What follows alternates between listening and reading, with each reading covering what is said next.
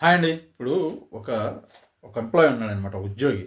నెలంతా కష్టపడి పని చేస్తాడు పాపం. కష్టపడి పని చేసి ఎన్ని ఇబ్బందులున్నా గానీ, సర్లే నా తప్పదు చెయ్యాలి అని పంటి బిగపట్టుకొని చేస్తా ఉంటాడు. కానీ వాళ్ళ సంతోషం ఏ రోజు ఉంటదో, జీతం పడే రోజు ఉంటుంది చూసినావా? ఆ రోజు ఖచ్చితంగా కాస్త సంతోషంగా ఉంటాడు. సర్లే నెల రోజులు కాస్త కష్టపడినా గానీ ఈరోజు జీతం వచ్చిందని. ఆ ఒక్క మూమెంట్ కోసం 30 రోజులు, 31 రోజులు కష్టపడి పని చేస్తారు. అయినా గానీ అట్లాంటి వాళ్ళకి గూడా జీతాలు ఇయ్యకపోతే వాళ్ళ పరిస్థితులు ఏంటిది? చాలా చండాలంగా ఉంటదనమాట. ఎట్లా అంటే ఇంటికి డబ్బు కావాలా, పిల్లలకి డబ్బు కావాలా, తినడానికి డబ్బు కావాలా, ఉండడానికి డబ్బు కావాలా, బట్టలకి డబ్బు కావాలా, ఇంకా ఈ చిన్న చిన్న అవసరాలు ఉంటాయి కదా! అవన్నీ ఇంత కష్టపడి గూడా ఈ అవసరాలు తీర్చుకోవడానికి విదేహి అని ఇంకొకళ్ళని అడగాల.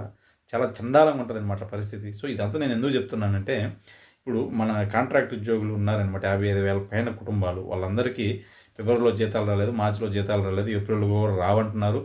మేలో వస్తాయో రావో తెలియదు. దీనంతటికి కారణం వీళ్ళు కొత్తగా ఇదివరకు పాత పద్ధతిలో కాకుండా నిధి పోర్టల్ అని ఒకటి పెట్టి, దాని ద్వారా ఇలా డీటెయిల్స్ అన్ని సేకరించి ఆ తర్వాత జీతాలు ఇవ్వాలి అని అనుకుంటున్నారంట. సో, దీని గురించి మనం కంప్లీట్ వీడియో చేసి మన ఛానల్‌లో అప్లోడ్ చేసాం. మీరు కూడా చూడండి. చూసి మీ అభిప్రాయం కూడా తెలియజేయండి. Okay. Thank you so much.